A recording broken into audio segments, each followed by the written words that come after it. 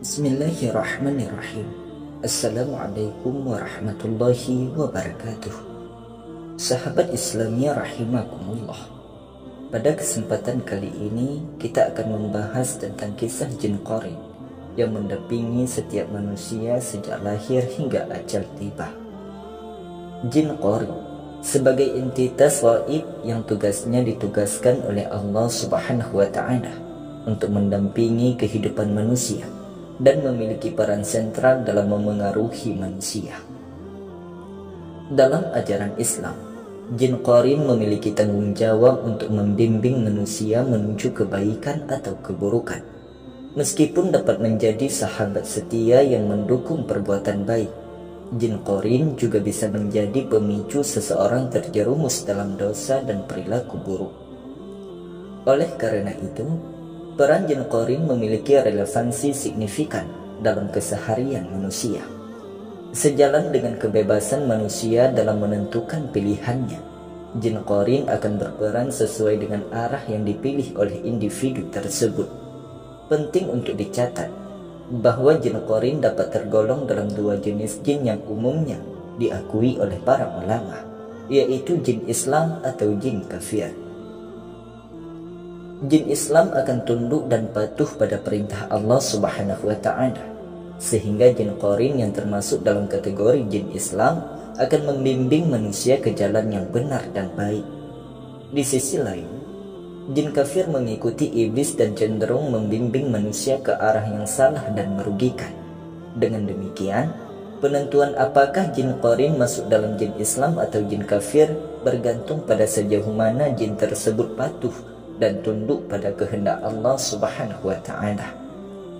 Seiring dengan perjalanan hidup manusia, interaksi dengan jin qarin menjadi bagian dari ujian dan pilihan moral yang dihadapi oleh setiap individu.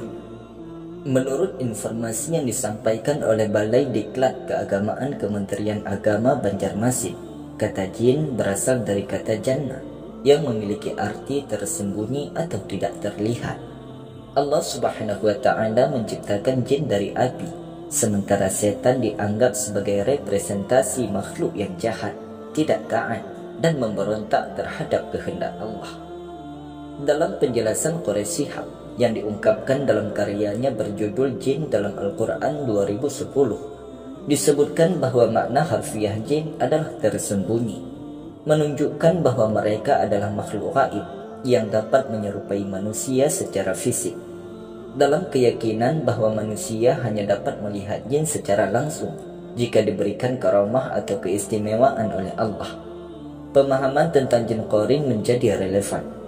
Jin qarin dalam konteks ini mengacu pada setan yang memiliki tugas khusus untuk menyebarkan kemungkaran dan menyesatkan manusia dengan izin Allah Subhanahu wa taala.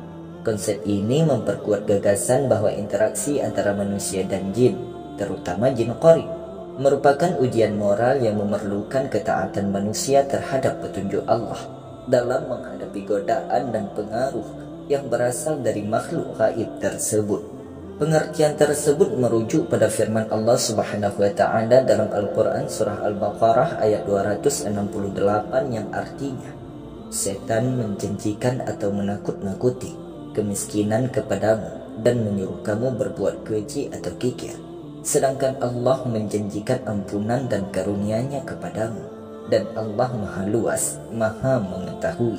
Quran Surah Al-Baqarah ayat 268. Quraisy Shihab menjelaskan istilah qarin dalam bukunya yang berjudul Mistik pada tahun 2006. Menurutnya, istilah atau penjelasan qarin terdapat dalam surah Az-Zukhruf ayat 36 yang artinya, dan barang siapa berpaling dari pengajaran Allah yang Maha Pengasih, yaitu Al-Quran, kami biarkan setan menyesatkannya dan menjadi teman karibnya.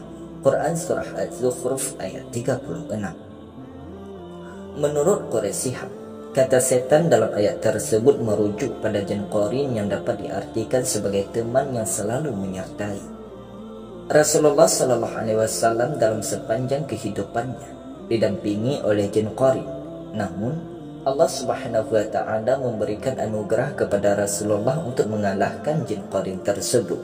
Sebagai hasilnya, Jin qarin yang mungkin awalnya memiliki kecenderungan untuk menyesatkan, beralih untuk memeluk Islam dan hanya memberikan petunjuk kepada Rasulullah untuk berbuat baik. Cerita ini mencerminkan kekuasaan Allah yang tidak terbatas dan kemampuan Rasulullah untuk mengatasi pengaruh negatif yang mungkin dimiliki oleh jin qarin. Bagi manusia umum, menaklukkan jin tidaklah mudah dilakukan. Hanya dengan keimanan yang kokoh, seseorang dapat mengurangi kekuatan jin dalam dirinya. Salah satu metode yang disarankan untuk memperkuat iman dan melawan pengaruh jin adalah dengan secara rutin melakukan zikir dan berdoa. Dengan melaksanakan praktik-praktik keagamaan ini, manusia dapat membangun perlindungan spiritual dan menjaga dirinya dari godaan atau pengaruh negatif yang mungkin berasal dari jin. Dalam surah Al-A'raf ayat 200, Allah menyatakan yang artinya, "Dan jika kamu digoda oleh setan, maka mohonlah perlindungan kepada Allah. Sesungguhnya Dia Maha Mendengar lagi Maha Mengetahui." Quran surah Al-A'raf ayat 200. Dalam konteks Al-Quran, terdapat perbedaan mendasar antara jin dan iblis. Keduanya disebut jin karena keberadaan mereka yang tidak dapat terlihat oleh manusia. Namun, perbedaan utamanya terletak pada asal-usul mereka. Iblis meskipun termasuk dalam golongan jin, memiliki ciri khusus sebagai makhluk yang diciptakan dari api. Sebaliknya, istilah setan merujuk pada seluruh bangsa jin dan manusia yang menunjukkan sifat durhaka serta memberontak terhadap Allah.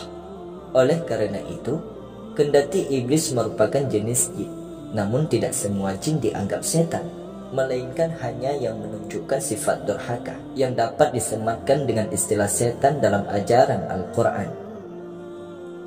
Tidak seperti jin lainnya, jin qarin tidak bisa diusir, dibunuh atau dimusnahkan dengan membaca ruqyah atau mendengarkan azan.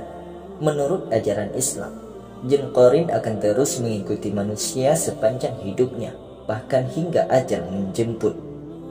Meskipun Al-Quran tidak menjelaskan secara eksplisit tentang tujuan atau kelanjutan jin qarin setelah manusia meninggal, keyakinan umumnya menyatakan bahwa jin qarin akan dimintai pertanggungjawaban perannya dan bersaksi pada hari kiamat tentang perbuatan serta amal perbuatan manusia yang pernah dihadapinya selama hidup.